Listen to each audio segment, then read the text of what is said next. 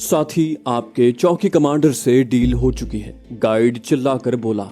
जवाब आया, वो भी आपके साथ ही बंद होगा, वहां उससे शिकायत कर लेना। गाइड ने खुद कलामी की, इसका मतलब है वाकई शदीद गड़बड़ है। और फिर इस्माइल शाह से मुखातिब हुआ। शाह जी, मैं स्मोक ग्रेनेड फेंक रहा हूँ, यहाँ से निकलने की पूरी कोशिश करनी है। अगर हम इंडिया की सरहद तक पहुँच गए तो शायद बच जाएं। ये कहते हुए वो अपने बैग से स्मोक ग्रेनेड निकालने लगा। उस वक्त उन्हें फिर तंबीह की गई, अगर किसी ने गलत हरकत की तो तमाम भून दिए जाओगे। ये अल्फाज धमकी देने वाले के मुंह में थे कि गाइड ने स्मोक ग्रेनेड उनकी तरफ उछाल दिया। धमाके की आवाज के साथ गाढ़े धुएं की चादर तन गई। गाइड ने बिजली की सी तेजी से एक और स्मोक ग्रेनेड बैग से निकाल कर फेंका और पीछे मुड़कर भागा। इस्माइल के बाकी साथी पहले से इंडिया की सरहद की जानिब दौड़ पड़े थे, मगर खुद इस्माइल ने पीछे दौड़ने की बजाय जमीन पर लेटे लेटे दाएं तरफ क्रॉलिंग शुरू कर दी। उसे अंदाजा था कि धुआं फैलते ही उन पर फायर खोल दिया जाएगा, और यूं भी धुआं सिर्फ दिखाव के हालात को महदूद कर सकता था, गोली को नहीं रोक सकता था। उसके पास उतना टाइम नहीं था कि वो अपने साथियों को ये बात समझा सकता।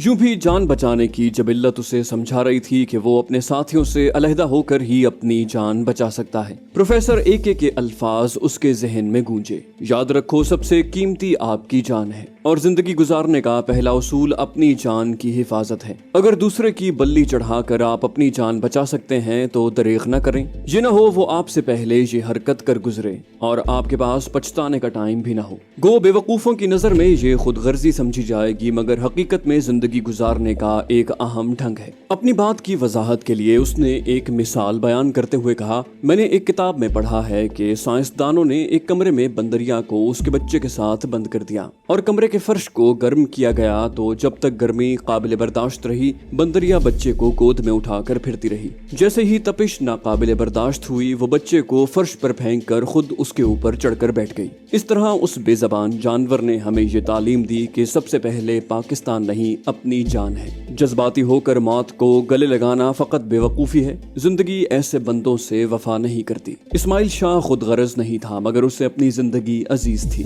वो मरना नहीं चाहता था, और उस वक्त जान बचाने के लिए सबसे पहला काम अपने साथियों से अलहदा होना था। पाकिस्तानी मुहाफिजों ने लाजिमन भागने वालों का ताक़ुब करना था कि ये इंसान बल्कि हर जानदार की जबिल्लत में शामिल है कि खतरे को सामने पाकर वो सबसे पहले कोशिश जो करता है वो खतरे की हुदूद से बाहर निकलने की होती है। उसका रुख उस रेंजर्स के टीले के दाएं तरफ मौजूद एक छोटे से टीले की तरफ था। वो चंद मीटर ही क्रॉल कर सका था कि उसके अंदाजे की तस्दीक क्लैशनकोफ के फायर ने कर दी। क्लैशनकोफ से मुत्तसिल जो फायर उसे सुनाई दिया, उसे सुनकर उसका दिल उछल कर हलक में आ गया। वो पाकिस्तानी LMG के फायर की आवाज थी, जो सिर्फ नाम की लाइट गन थी, वरना दर हकीकत उसका शुमार दुनिया के तेज तरीन रेट ऑफ फायर वाले हथियारों में अव्वल नंबर पर था। एक मिनट में 1100 से 1300 राउंड फायर करने की सलाहियत रखने वाली ये गन 4 किलोमीटर के फासले तक बंदे को हलाक कर सकती थी। उनके वेपन इंस्ट्रक्टर ने बड़ी तफसील से उन्हें उस हथियार के मुताल्लिक पढ़ाया था। LMG के गरजने की भयानक आवाज के साथ ही उसके कानों में अपने साथियों की चीखें गूंजी। उसके दिल में एक लम्हे के लिए अफसोस का एहसास जागा, मगर ये एक नापायदार जज्बा था। वो जानता था कि स्मोक बम के धुएं को छटने में देर नहीं लगती, और उसके पास 1 मिनट का कलील वक्त था। 10-15 मीटर क्रॉलिंग करने के बाद वो उठकर पूरी कुव्वत से मतलूबा टीले की तरफ भागा। उसी वक्त धुआं हल्का होना शुरू हो गया था। धुआं गायब होने से पहले वो एक मर्तबा फिर जमीन पर लेट चुका था। वो टीले के बेस तक पहुंच गया था। जमीन की निस्बत रेत पर क्रॉलिंग करना निहायत आसान था, क्योंकि कोहनियों और घुटनों को किसी किस्म की तकलीफ नहीं होती थी। पीछे मुड़कर देखने की फुर्सत उसके पास नहीं थी, मगर अपने ताक़ुब का जायजा लेने के लिए जब उसने पीछे निगाह दौड़ाई तो चंद हयूले उसे अपने साथियों के भागने की समत जाते दिखाई दिए। अगर ये हमारी तादाद से वाकिफ हुए तो जल्द ही इन्हें एक बंदे की कमी महसूस हो जाएगी। इस सोच ने उसके रेंगने की रफ्तार में तेजी पैदा की। टीले पे चढ़ते ही वो दूसरी समत उतरा और उठकर भाग खड़ा हुआ। अचानक उसे बाएं तरफ 50 कदम के फासले पे एक फौजी जीप खड़ी दिखाई दी। शायद वहाँ कोई संतरी मौजूद हो। उसके जहन में सवाल उठा, मगर ये 100% यकीनी नहीं था। रिस्क लेते हुए वो जीप की समत बढ़ा। ये देखकर उसकी खुशी की इंतहा न रही कि जीप की निगरानी के लिए कोई भी मौजूद नहीं था। जल्द ही जीप में बैठकर उसने इग्निशन की तारें तोड़कर जीप स्टार्ट करके आगे बढ़ा दी। अपना रुख उसने अपनी आमद के मुखालिफ रखा था। वो चंद 100 गज ही आगे आया होगा कि पुश्त की जानिब से उसे क्लैशनकोफ का फायर सुनाई दिया। उसे अंदाजा था कि इस फायर का निशाना वो खुद है, इसलिए उसकी कोशिश थी कि वो जल्द अज जल्द खतरे की हुदूद से निकल जाए। मगर सहरा में जीप उस स्पीड से नहीं चलाई जा सकती थी जिस रफ्तार से रोड या आम जमीन पर चलाई जा सकती है। वो जीप को छोटे मोटे गड्ढों में गिरने से बचाने के लिए स्टीयरिंग को मुसलसल दाएं बाएं काट रहा था। क्लैशनकोफ के फायर के बाद उसके कानों में LMG के गरजने की आवाज आई। उसका दिल कांप सा गया। जीप को गड्ढे में गिरने से बचाने के लिए उसने हल्का सा दाएं जानिब काटा और अचानक उसे अपने बाजू में अंगारा सा चुभता हुआ महसूस हुआ। उसके बाजू को अच्छा खासा झटका लगा था। उसके साथ ही उसके बाजू में तकलीफ शुरू हो गई। गोली शायद उसके बाजू का गोश्त चीरती हुई निकल गई थी और हड्डी महफूज रह गई थी, वरना उसके बरक्स होने की सूरत में उसका बाजू बिल्कुल नाकारा हो जाता। उसने जीप रोकने की कोशिश नहीं की थी। जल्द ही वो अपनी दानिस्त में फायर की रेंज से बाहर आ गया। गो LMG की रेंज के बारे में वो अच्छी तरह जानता था कि वो ताहाल उसकी रेंज में ही था, मगर उनकी नजरों से ओझल होने के बाद ये मुमकिन नहीं था कि वो उसको निशाना बना लेते। जीप रोककर उसने अपने जख्मी बाजू का जायजा लिया। खून के इखराज से उसकी कमीज की बाएं साइड रंगीन हो गई थी। कमीज उतार कर उसने कसकर जख्म पर बांधी और जीप आगे बढ़ा दी। बाजू के जख्म में आहिस्ता आहिस्ता तकलीफ बढ़ती जा रही थी, लेकिन जान बचाने की ख्वाहिश ने उसे महवे सफर रखा। उसे ये भी मालूम था कि जल्द ही उसका ताक़ुब शुरू हो जाना था। ये भी मुमकिन था कि अब तक हो भी चुका हो। उसे समत का सही अंदाजा नहीं था। वो तो गाइड के सहारे पर वहां तक पहुंचे थे। चांदनी रात में जहां तक निगाह काम करती उसे रेत ही रेत नजर आ रही थी। वो उसी नामालूम समत को आगे बढ़ता रहा। रास्ते में 1-2 जगह पर उसे बस्ती वगैरह के आसार नजर आए, मगर वो उन्हें नजरअंदाज करता हुआ गुजर गया। उसके अंदाजे के मुताबिक उसकी तलाश में निकलने वाले उसे सबसे पहले इन्हीं करीबी बस्तियों में ढूंढते। उसे चलते हुए 2 घंटे होने को थे।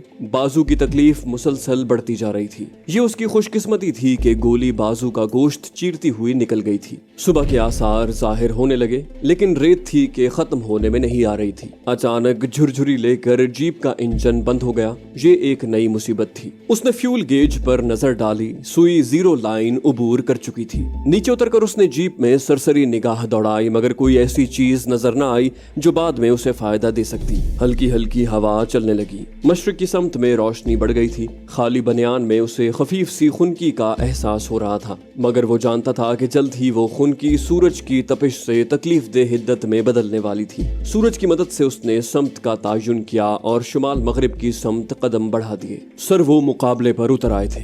जवाबी फायरिंग से उनमें से 4 मौके पर ही हलाक हो गए, जबकि 2 इतने शदीद जख्मी हुए हैं कि मुश्किल से ही बचेंगे। आतिफ को इलियास की नदामत भरी आवाज सुनाई दी। इसी से मिलती जुलती रिपोर्ट इरफान भी दे चुका था, जबकि जीशान के बकौल वो उनमें से सिर्फ एक शख्स को जिंदा पकड़ने में कामयाब हो सका था, वो जो उनका रहबर था। बाकी इंडियन आर्मी के फायर का शिकार हो गए थे। उसके कहने के मुताबिक जैसे ही जीशान पार्टी ने उन्हें ललकारा, उन्होंने गिरफ्तारी देने के बजाय जवाबी फायरिंग करते हुए भाग निकलने की कोशिश की और शायद वो अपनी इसी कोशिश में कामयाब हो जाते, मगर इंडियन आर्मी ने जाने क्या सोचकर उन पर फायर करना शुरू कर दिया और 2 तरफा फायरिंग उनकी हलाकत की वजह बनी। अलबत्ता उनके गाइड ने गिरफ्तारी देकर अपनी जान बचा ली थी। आतिफ ने कहा, ओके कोई बात नहीं, तुम रेंजर्स हेडक्वार्टर में पहुंचो, बाकी भी वहीं पहुंच रहे हैं। उसने वायरलेस सेट का रिसीवर सेट उठाने वाले सिपाही की तरफ बढ़ा दिया। उसे सबसे ज्यादा फिक्र इसकी थी कि सिद्दीकी साहब जाने क्या समझेंगे, क्योंकि आतिफ की तजवीज शुरू हुई से उन तमाम को हलाक करने की थी। उनसे बात खत्म करके वो वहीं गाड़ी का इंतजार करने लगा जो उन्हें लेने के लिए रेंजर्स हेडक्वार्टर से आ रही थी। भाग जाने वाले दहशतगर्द के ताक़ुब में भी रेंजर्स के जवानों की 2 पार्टियां निकल चुकी थी।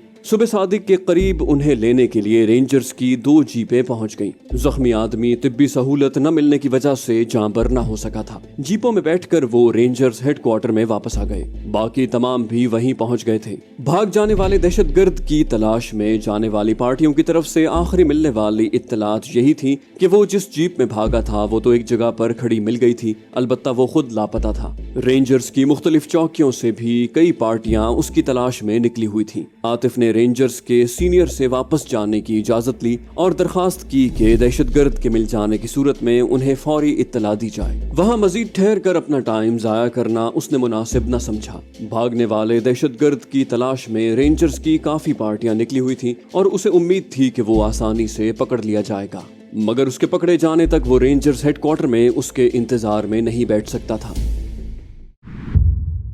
कराची के इलाके का इलाहाबाद फ्लाईओवर के करीब धमाका।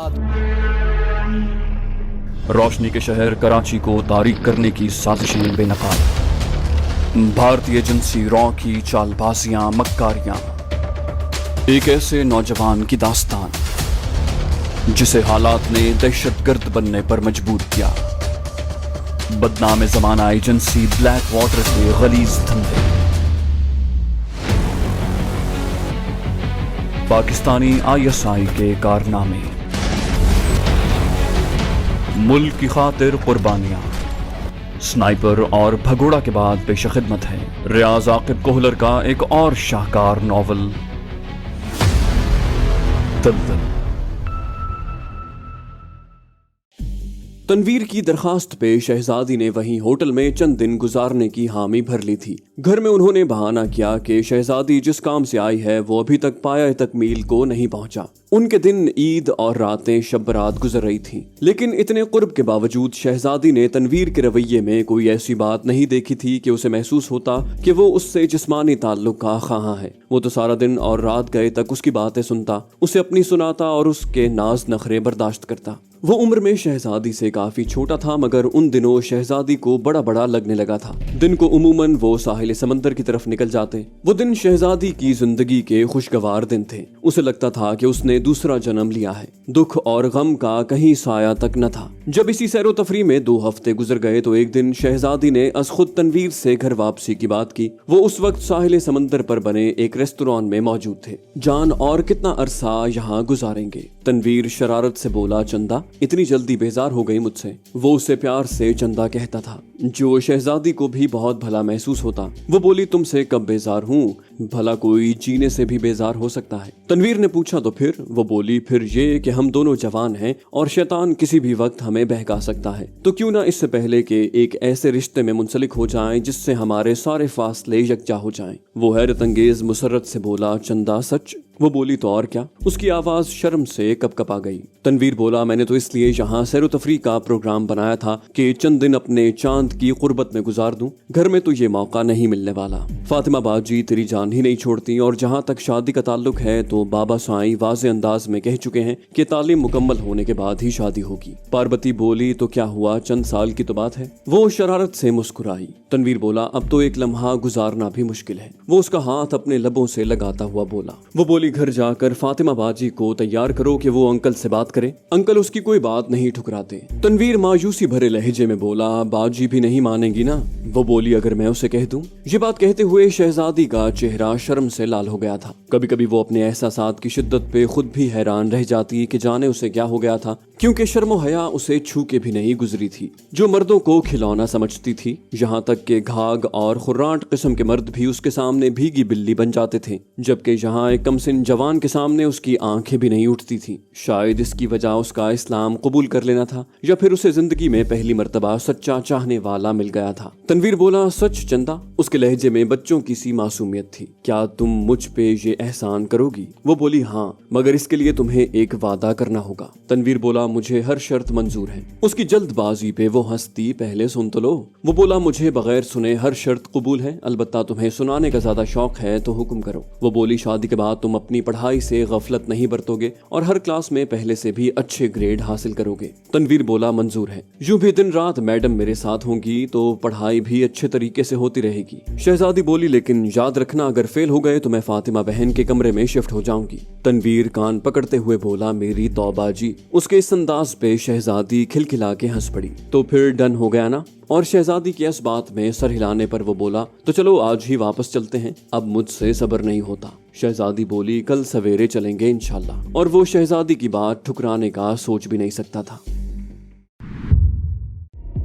सुबह की ठंडी हवा तपती लौ में बदल चुकी थी। सूरज की तपिश और बुखार से उसका बदन तंदूर की मानिंद जल रहा था। दूर दूर तक कोई सायादार दरख्त दिखाई नहीं दे रहा था। प्यास की शिद्दत से उसकी जबान अकड़ गई थी, मगर वो चलने पर मजबूर था। रुकने का मतलब एक दर्दनाक मौत के अलावा और कुछ नहीं था। लड़खड़ाते कदमों से वो एक मुतय्यन समत की तरफ बढ़ता रहा। गर्म तपती लौ का एक फायदा इस हालत में भी उससे ओझल न रह सका कि उसकी वजह से उसके पाँव के निशानात की मदद से उसका पीछा नहीं किया जा सकता था। एक छोटे से रेत के टीले पे चढ़ते हुए उसे ठोकर लगी और वो मुंह के बल अंगारा बनी रेत पर गिर गया। गिरने से उसकी उसके मजरूब बाजू में दर्द की लहरें दौड़ गईं। चंद लम्हे वो इसी हालत में पड़ा रहा और फिर बमुश्किल हिम्मत मुजतमा करके उठ खड़ा हुआ। सामने निगाह दौड़ाने पे उसे चंद 100 गज दूर पानी का एक बहुत बड़ा तालाब नजर आया। उसके मुर्दा कदमों में जान आ गई और दौड़ने के अंदाज में आगे बढ़ा, मगर ये तेजी उसे रास न आई और वो एक मर्तबा फिर गिर गया। इस दफा उसने उठने में देर न लगाई। पानी की शक्ल में उसे जिंदगी की नवीद नजर आई थी।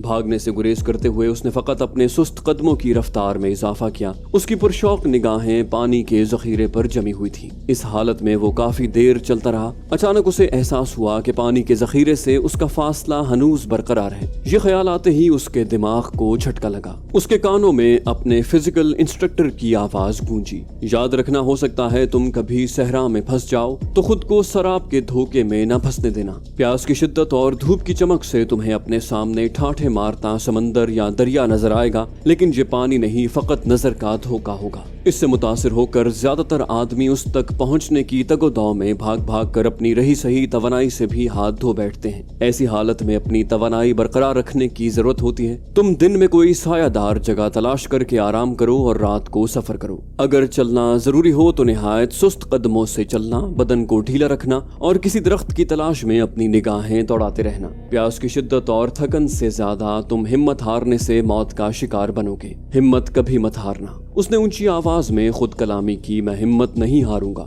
मैं हिम्मत नहीं हारूंगा। उसने एक लम्हे के लिए सख्ती से आंखों को बंद किया और फिर खोल कर देखा तो पानी का जखीरा उसी आबोताब से चमक रहा था। लेकिन इस मर्तबा उस पे तवज्जो दिए बगैर उसने अपने कदमों की रफ्तार को धीमा किया और दाएं बाएं किसी सायादार जगह की तलाश में निगाहें दौड़ानी शुरू कर दी। लेकिन उसकी नजरें किसी ऐसी जगह की खोज में नाकाम रहीं। अपनी हिम्मत बढ़ाने के लिए उसने खुद को तसल्ली देनी शुरू कर दी। उसे एके से सुना हुआ एक बादशाह का वाकया याद आया। जब एक बादशाह ने अपने वजीर से कहा था कि मेरे लिए कोई ऐसा फिक्रा लिख कर ले आओ जो गम के मौके पर मुझे मायूस न होने दे और खुशी के मौके पर गम से गाफिल न करे, और वजीर बातदबीर ने एक छोटा सा फिक्रा लिख कर उसकी ख्वाहिश को हकीकत का रूप दे दिया था। वो फिक्रा ये था, ये वक्त भी गुजर जाएगा, हाँ ये वक्त भी गुजर जाएगा, मैं बहुत जल्द यहाँ से निकल जाऊंगा। उसने खुद को हौसला दिया, मुझे यहाँ से निकलना ही होगा अपने वालिदैन के कातिल से बदला लेने के लिए, अपनी बहन की इस्मत दरी करने वाले को कैफर किरदार तक पहुँचाने के लिए। अगर मैं मर गया तो ये काम तो अधूरा रह जाएगा। नहीं, मैं नहीं मरूंगा, मैं जिंदा रहूंगा। सेठ फाजिल, मैं तेरे पास आ रहा हूँ, बस थोड़ा सा मजीद इंतजार कर ले, बस थोड़ा सा और। उसकी खुद कलामी जारी रही। खुद तसल्ली और हौसला देते कभी उसके कदमों की रफ्तार में एक तसलसल आ जाता और कभी उसके कदम लड़खड़ाने लगते, मगर उसने रुकने की कोशिश नहीं की थी। उस वक्त उसकी सबसे बड़ी ख्वाहिश पानी के चंद घूंट का हुसूल था। आज उसे महसूस हो रहा था कि पानी अल्लाह ताला की कितनी बड़ी नेमत है। जाने से पहले इस वीडियो को लाइक कर दीजिए। इंशाल्लाह आपसे अगली किस्त में मुलाकात होगी। तब तक अपना और अपने इस चैनल का ख्याल रखिएगा। अल्लाह हाफिज।